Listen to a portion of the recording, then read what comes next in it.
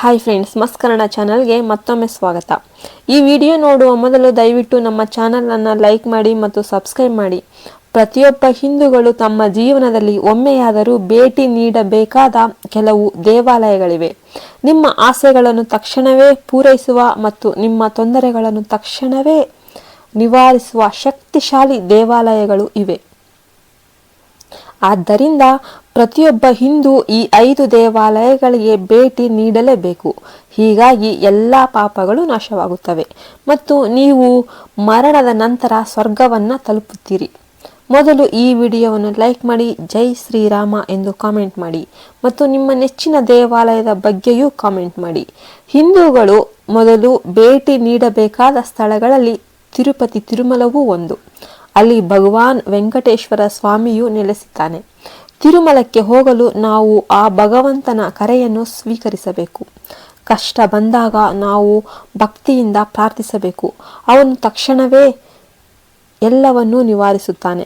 ಆದರೆ ವೆಂಕಟೇಶ್ವರನನ್ನು ಭೇಟಿಗಿಂತ ಮೊದಲು ವರಾಹನ ದರ್ಶನ ಪಡೆಯಬೇಕು. ಪೂರ್ವದಲ್ಲಿ ಪುಷ್ಕರಣಿಯ ದಡದಲ್ಲಿ ಶ್ರೀ ವರಾಹ ಸ್ವಾಮಿಯ ದೇವಾಲಯವಿದೆ. ಮೊದಲು ಅವರ ದರ್ಶನ ತೆಗೆದುಕೊಂಡು ನಂತರ ವೆಂಕಟೇಶ್ವರನ ದರ್ಶನ ಪಡೆಯಬೇಕು. ತಿರುಮಲಕ್ಕೆ ಹೋದ ಪುರುಷರು ತಲೆ ಬೋಳಿಸಬೇಕು. ಮಹಿಳೆಯರು ತಮ್ಮ ಕೂದಲಿನ ಜಡೆ ಅರ್ಪಿಸಬೇಕು. ಎಲ್ಲರೂ ಭಗವಂತನ ಹುಂಡಿಯಲ್ಲಿ ಕಾಣಿಕೆ ಅರ್ಪಿಸಬೇಕು. ಏಕೆಂದರೆ ಶ್ರೀನಿವಾಸನು ಕುಬೇರನಿಂದ ಸಾಲ ಪಡೆದಿದ್ದ. ಅವನ ಋಣ ಬಡ್ಡಿಯೊಡನೆ ತೀರಿಸಲು ಭರವಸೆ ನೀಡಿದ. ಆದ್ದರಿಂದ ತಿರುಮಲಕ್ಕೆ ಹೋಗುವವರು ದೇವಾಲಯದಲ್ಲಿ ಕಾಣಿಕೆ ಸಲ್ಲಿಸಬೇಕು. ಜೊತೆಗೆ ತಿರುಪತಿ ಬೆಟ್ಟದ ಅಡಿಯಲ್ಲಿ ಅಲಿವೇಲು ಮಂಗಮ್ಮ ದೇವಸ್ಥಾನಕ್ಕೂ ಭೇಟಿ ನೀಡಬೇಕು. ಹಾಗೆಯೇ ಬೆಜವಾಡದ ಕನಕದುರ್ಗಮ್ಮ ದೇವಾಲಯ ಕೂಡ ಆರ್ಥಿಕ ಶಕ್ತಿ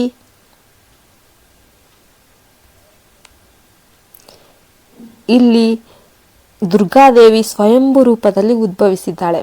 ಶ್ರೀಚಕ್ರ ಪ್ರತಿಷ್ಠಾಪನೆಯಿಂದ ದೇವಿಯ ಶಕ್ತಿ ಹೆಚ್ಚಾಗಿ ಭಕ್ತರ ಇಚ್ಛೆಗಳು ತ್ವರಿತವಾಗಿ ಪೂರೈಸಲ್ಪಡುತ್ತವೆ.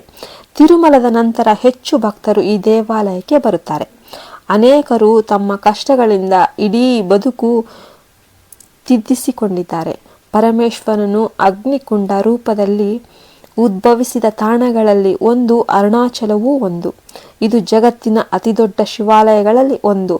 ಇಲ್ಲಿ ಗಿರಿ ಪ್ರದಕ್ಷಿಣೆ ಮಾಡಿದರೆ ಬ್ರಹ್ಮನಿಂದಲೇ ಬದಲಾಯಿಸಲಾಗದ ಹಣೆಯ ಬರಹವನ್ನು ಬದಲಾಯಿಸಬಹುದು. ಗಿರಿ ಪ್ರದಕ್ಷಿಣೆ ಆರಂಭಿಸುವ ಮುನ್ನ ವಿನಾಯಕನ ದರ್ಶನ ಮಾಡಬೇಕು. ಈ ಪ್ರದಕ್ಷಿಣೆಯಲ್ಲಿ 8 ಅಷ್ಟಲಿಂಗಗಳ ದರ್ಶನ ಮಾಡಬೇಕು. ಅನಾರೋಗ್ಯದಿಂದ ಬಳಲುತ್ತಿರುವವರು ಯಮಲಿಂಗದ ಬಳಿ ವಿಭೂತಿ ತೆಗೆದುಕೊಂಡರೆ ಸಮಸ್ಯೆಗಳು ದೂರವಾಗುತ್ತವೆ. ಮೌನದಿಂದ ಶಿವನ ಸ್ಮರಣೆ ಮಾಡಬೇಕು. ಪೌರ್ಣಿಮೆಯೆಂದು ಗಿರಿ ಪ್ರದಕ್ಷಿಣೆ ಮಾಡಿದರೆ ದ್ವಿಗುಣ ಫಲ ನಮಗೆ ಲಭ್ಯವಾಗುತ್ತದೆ. ಪ್ರದಕ್ಷಿಣೆ ಪೂರ್ಣಗೊಂಡ ನಂತರ ಅರುಣಾಚಲೇಶ್ವರನ ದರ್ಶನ ಮಾಡಬೇಕು. ಮತ್ತೊಂದು ಮಹತ್ವದ ವಿಷಯ ಏನಂತಂದರೆ ಮತ್ತೊಂದು ಮಹತ್ವದ ಕ್ಷೇತ್ರವಿದೆ, ಅದು ಶ್ರೀಶೈಲ. ಇಲ್ಲಿ ಮಲ್ಲಿಕಾರ್ಜುನ ಸ್ವಾಮಿ ಮತ್ತು ಭ್ರಮರಾಂಬಿಕಾ ದೇವಿಯು ನೆಲೆಸಿದ್ದಾರೆ. ಇಲ್ಲಿ ಜ್ಯೋತಿರ್ಲಿಂಗ ಮತ್ತು ಶಕ್ತಿಪೀಠ ಎರಡೂ ಒಂದೇ ತಾಣದಲ್ಲಿ ಇವೆ. ಶಿವ ಪಾರ್ವತಿಯರಿಗೆ ಕೈಲಾಸದ ನಂತರ ಇಷ್ಟವಾಗುವ ಸ್ಥಳವೇ ಈ ಶ್ರೀಶೈಲ. ಇಲ್ಲಿ ಪಾಪಗಳಿಂದ ಮುಕ್ತಿಯಿಂದ ಪವಿತ್ರ ಪುನರ್ಜನ್ಮ ಸಿಗುತ್ತದೆ. ಮತ್ತೊಂದು ಶಕ್ತಿಯ ತಾಣ ಯಾವುದೆಂದರೆ ಗೋಲ್ಡನ್ ಟೆಂಪಲ್. ಈ ದೇವಾಲಯ ತಮಿಳುನಾಡಿನಲ್ಲಿ ಇದೆ ಮತ್ತು ಸಂಪೂರ್ಣ ಚಿನ್ನದಿಂದ ನಿರ್ಮಾಣ ಮಾಡಲಾಗಿದೆ. ಇಲ್ಲಿನ ಲಕ್ಷ್ಮೀದೇವಿಯ ದರ್ಶನದಿಂದ ಅಕ್ಷಯ ಸಂಪತ್ತನ್ನು ಪಡೆಯಬಹುದು. ಎಲ್ಲ ಹಿಂದೂಗಳು ಈ 5 ದೇವಾಲಯಗಳಿಗೆ ಭೇಟಿ ನೀಡಲೇಬೇಕು. ಜೊತೆಗೆ ವೃದ್ಧಾಪ್ಯಕ್ಕೆ ಬಂದಾಗ ಕಾಶಿಗೆ ಭೇಟಿ ನೀಡಬೇಕು.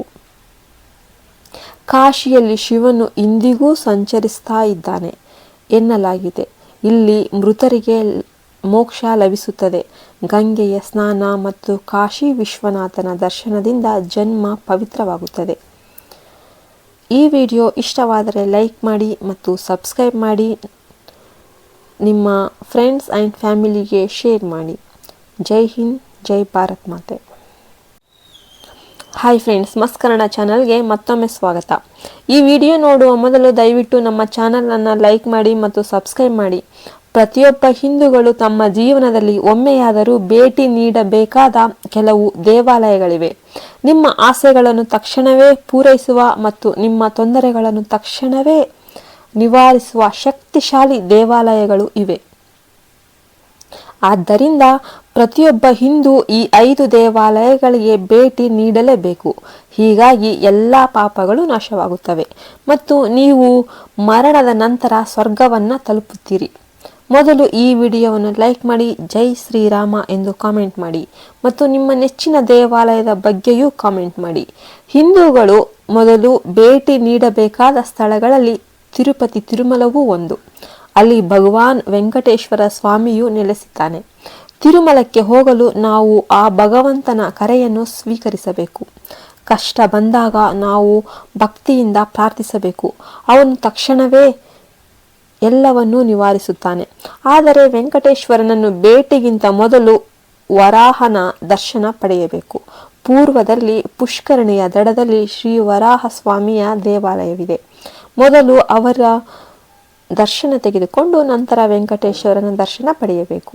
ತಿರುಮಲಕ್ಕೆ ಹೋದ ಪುರುಷರು ತಲೆ ಬೋಳಿಸಬೇಕು. ಮಹಿಳೆಯರು ತಮ್ಮ ಕೂದಲಿನ ಜಡೆ ಅರ್ಪಿಸಬೇಕು.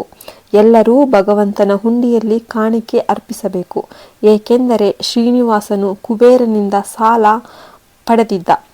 ಅವನ ಋಣ ಬಡ್ಡಿಯೊಡನೆ ತೀರಿಸಲು ಭರವಸೆ ನೀಡಿದ.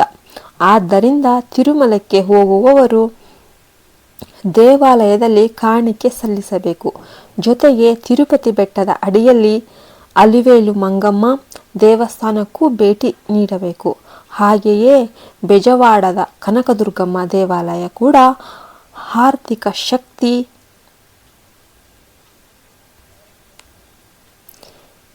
ಇಲ್ಲಿ ದುರ್ಗಾದೇವಿ ಸ್ವಯಂಭೂ ರೂಪದಲ್ಲಿ ಉದ್ಭವಿಸಿದ್ದಾಳೆ. ಶ್ರೀಚಕ್ರ ಪ್ರತಿಷ್ಠಾಪನೆಯಿಂದ ದೇವಿಯ ಶಕ್ತಿ ಹೆಚ್ಚಾಗಿ ಭಕ್ತರ ಇಚ್ಛೆಗಳು ತ್ವರಿತವಾಗಿ ಪೂರೈಸಲ್ಪಡುತ್ತವೆ. ತಿರುಮಲದ ನಂತರ ಹೆಚ್ಚು ಭಕ್ತರು ಈ ದೇವಾಲಯಕ್ಕೆ ಬರುತ್ತಾರೆ. ಅನೇಕರು ತಮ್ಮ ಕಷ್ಟಗಳಿಂದ ಇಡೀ ಬದುಕು ತಿದ್ದಿಸಿಕೊಂಡಿದ್ದಾರೆ. ಪರಮೇಶ್ವರನು ಅಗ್ನಿಕುಂಡ ರೂಪದಲ್ಲಿ ಉದ್ಭವಿಸಿದ ತಾಣಗಳಲ್ಲಿ ಒಂದು ಅರುಣಾಚಲವೂ ಒಂದು. ಇದು ಜಗತ್ತಿನ ಅತಿದೊಡ್ಡ ಶಿವಾಲಯಗಳಲ್ಲಿ ಒಂದು. ಇಲ್ಲಿ ಗಿರಿ ಪ್ರದಕ್ಷಿಣೆ ಮಾಡಿದರೆ ಬ್ರಹ್ಮನಿಂದಲೇ ಬದಲಾಯಿಸಲಾಗದ ಹಣೆಯ ಬರಹವನ್ನು ಬದಲಾಯಿಸಬಹುದು.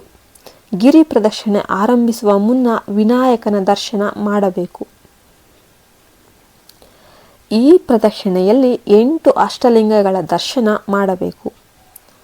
ಅನಾರೋಗ್ಯದಿಂದ ಬಳಲುತ್ತಿರುವವರು ಯಮಲಿಂಗದ ಬಳಿ ವಿಭೂತಿ ತೆಗೆದುಕೊಂಡರೆ ಸಮಸ್ಯೆಗಳು ದೂರವಾಗುತ್ತವೆ. ಮೌನದಿಂದ ಶಿವನ ಸ್ಮರಣೆ ಮಾಡಬೇಕು.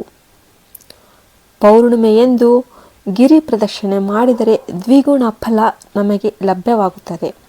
ಪ್ರದಕ್ಷಿಣೆ ಪೂರ್ಣಗೊಂಡ ನಂತರ ಅರುಣಾಚಲೇಶ್ವರನ ದರ್ಶನ ಮಾಡಬೇಕು. ಮತ್ತೊಂದು ಮಹತ್ವದ ವಿಷಯ ಏನಂತಂದರೆ ಮತ್ತೊಂದು ಮಹತ್ವದ ಕ್ಷೇತ್ರವಿದೆ, ಅದು ಶ್ರೀಶೈಲ. ಇಲ್ಲಿ ಮಲ್ಲಿಕಾರ್ಜುನ ಸ್ವಾಮಿ ಮತ್ತು ಭ್ರಮರಾಂಬಿಕಾ ದೇವಿಯು ನೆಲೆಸಿದ್ದಾರೆ.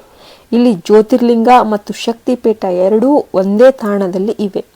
ಶಿವ ಪಾರ್ವತಿಯರಿಗೆ ಕೈಲಾಸದ ನಂತರ ಇಷ್ಟವಾಗುವ ಸ್ಥಳವೇ ಈ ಶ್ರೀಶೈಲ. ಇಲ್ಲಿ ಪಾಪಗಳಿಂದ ಮುಕ್ತಿಯಿಂದ ಪವಿತ್ರ ಪುನರ್ಜನ್ಮ ಸಿಗುತ್ತದೆ. ಮತ್ತೊಂದು ಶಕ್ತಿಯ ತಾಣ ಯಾವುದೆಂದರೆ ಗೋಲ್ಡನ್ ಟೆಂಪಲ್. ಈ ದೇವಾಲಯ ತಮಿಳುನಾಡಿನಲ್ಲಿ ಇದೆ ಮತ್ತು ಸಂಪೂರ್ಣ ಚಿನ್ನದಿಂದ ನಿರ್ಮಾಣ ಮಾಡಲಾಗಿದೆ. ಇಲ್ಲಿನ ಲಕ್ಷ್ಮೀದೇವಿಯ ದರ್ಶನದಿಂದ ಅಕ್ಷಯ ಸಂಪತ್ತನ್ನು ಪಡೆಯಬಹುದು. ಎಲ್ಲ ಹಿಂದೂಗಳು ಈ 5 ದೇವಾಲಯಗಳಿಗೆ ಭೇಟಿ ನೀಡಲೇಬೇಕು. ಜೊತೆಗೆ ವೃದ್ಧಾಪ್ಯಕ್ಕೆ ಬಂದಾಗ ಕಾಶಿಗೆ ಭೇಟಿ ನೀಡಬೇಕು. ಕಾಶಿಯಲ್ಲಿ ಶಿವನು ಇಂದಿಗೂ ಸಂಚರಿಸ್ತಾ ಇದ್ದಾನೆ ಎನ್ನಲಾಗಿದೆ. ಇಲ್ಲಿ ಮೃತರಿಗೆ ಮೋಕ್ಷ ಲಭಿಸುತ್ತದೆ. ಗಂಗೆಯ ಸ್ನಾನ ಮತ್ತು ಕಾಶಿ ವಿಶ್ವನಾಥನ ದರ್ಶನದಿಂದ ಜನ್ಮ ಪವಿತ್ರವಾಗುತ್ತದೆ. ಈ ವಿಡಿಯೋ ಇಷ್ಟವಾದರೆ ಲೈಕ್ ಮಾಡಿ ಮತ್ತು ಸಬ್ಸ್ಕ್ರೈಬ್ ಮಾಡಿ. ನಿಮ್ಮ ಫ್ರೆಂಡ್ಸ್ ಆ್ಯಂಡ್ ಫ್ಯಾಮಿಲಿಗೆ ಶೇರ್ ಮಾಡಿ. ಜೈ ಹಿಂದ್, ಜೈ ಭಾರತ್ ಮಾತೆ.